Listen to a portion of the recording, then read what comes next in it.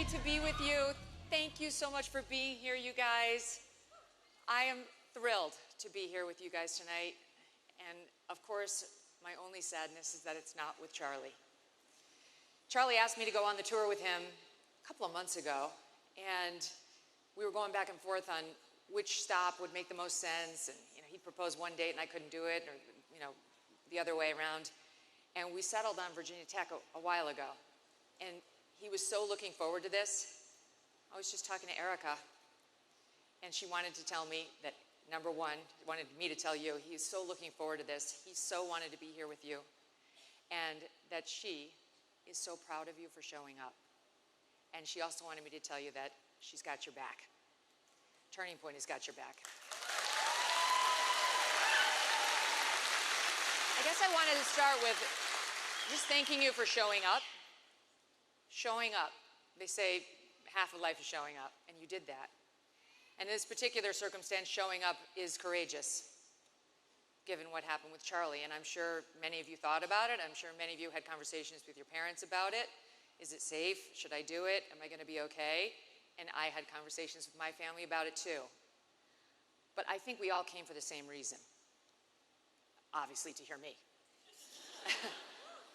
But really, the reason is to send a message that we will not be silenced by an assassin's bullet,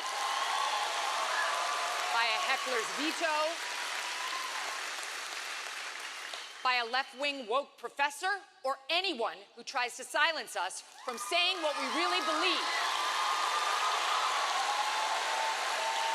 Those days are done. They're really done. The last in-person conversation I had with Charlie was in July, and you just saw a tiny clip of it at the end of that reel. We were in Tampa at the Turning Point event, and we did a long segment. We talked about Epstein, we talked about a bunch of stuff, and we finished it with Charlie asking me, what advice do you have for all these students here? Because it was the Student Action Summit, so it was a bunch of young people just like you. And it wasn't rehearsed. He didn't know what I was going to say. We just happened to have a lot of shared values. And I said, say the thing you really want to say. Say what you really believe. Say what's actually in your heart. Don't go along with what the professor wants you to say just to get a pat on the head or a good grade. It's truly, deeply important. And let me explain why.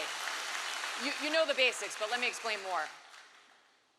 For too long, what's been happening in college campuses and high schools and middle schools, for that matter, and possibly below, is that students who are right-leaning or conservative in thought or independent-minded even, and may have heterodox thinking on whatever issue of the day it is, have been clamming up. Because we all know very well that 99% of our professors are leftists, and they're not going to like us if they find out that we're not. And they will like us more if they at least think we might be leftists, like there's still a chance. And we're not going to get as good a grade on our paper if we write right-wing things instead of left-wing things. If we take all the positions that they want us to take, especially on cultural issues, we're going to be well-liked and well-graded. And maybe you want to go to med school. Maybe you want to go to grad school. So your grades matter. So you figure, I'm just going to play along for the short term, for the long-term gain. And then finally, maybe when I get out there into the world, I can say how I feel. At that point, I can express my actual beliefs. But what happens is, you get into grad school or med school or law school, and you just run into a bunch more of the same kind of professors. They're just giving you a different degree. So the game has to keep going, because your grades don't stop mattering when you get into law school or med school or grad school. You could argue they matter even more, because now you're competing for your real job at the end of this particular stint. So you need to have the perfect A's in your med school. You've got to, these are competitive people. We're all doctors, we're all lawyers, we're all grad students. So you keep doing it, this routine. And then you get hired at a hospital or a law firm or a company that likes these grades and has no idea who you really are because you've done nothing. You haven't put anything on your resume that would telegraph you might not be like-minded to them. You might actually be on the right side of the aisle. So they welcome you into their company. And then you may find out the hard way, a year or two or more into it, that there has been a mismatch. Because they're not looking for somebody who thinks the way you do, who loves America the way you do, who believes in personal integrity, the way you do. They're looking for a woke duck that's going to follow in line behind without making too much noise. And they see on your resume, you are such a person. You never caused trouble. You didn't put Turning Point USA on your resume while applying. You didn't walk into that interview with your advanced history or politics and gov essay and a D on the front of it, and you didn't hold it up like a badge of honor saying, let me show you what I wrote and why I got this D. Because I refused to write that capitalism is bad. I refused to write that men can become women.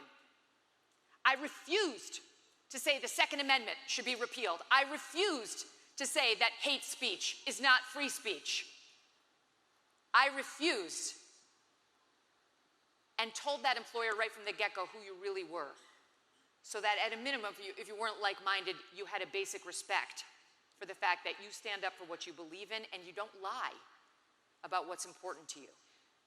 And so what needs to happen now for a couple of reasons.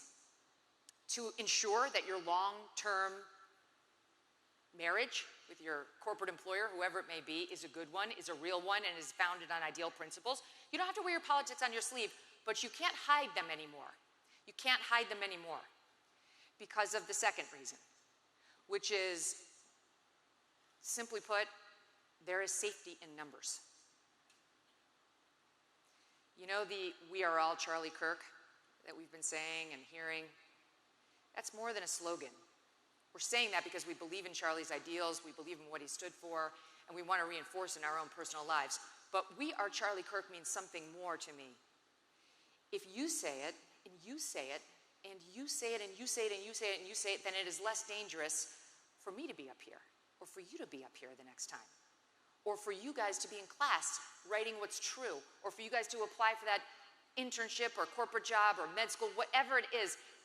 We know we're in the majority. So why are we so afraid? We're the majority. Why are we so afraid? Because we are indoctrinated for the first 25 years of our lives in leftist institutions that try to make us little leftists, or at least afraid, scared, cowering conservatives who don't want anyone to know. Let it out. Say it loud, say it proud. There's nothing wrong with it. It's beautiful. Stop hiding it. Stand up for what you believe in. Be respectful of the other side, just like Charlie was. You don't have to own your professor, be a jerk. But they're not allowed to own you or be a jerk to you either. We've been going along with that, letting them do that to us for too long, and it's bull. You know me and my potty mouth if you listen to the show, but this is a Charlie event, so I'm going to keep it clean. I'm going to try. So you have to. Now you have to. And by the way, having been canceled from a job very publicly, can I tell you, it's better for you if you really do have your principles line up with those of your employer. I've actually come around to the place where I love cancel culture. I actually think it separates a person from a place at which they did not belong. You don't get canceled from a company that shares your values. Time after time, these cancellations have worked to remove, I would say, liberate many of us from a place that was positively vile. What? Was that out loud? So you've got to do it. So find your courage. Find your strength and show up. Show up for yourself. Be honest. Bring your integrity into the room. Stand up for your principles. Stop hiding them. Don't let a professor berate you out of them, and you remind them that you, not they, are in the majority.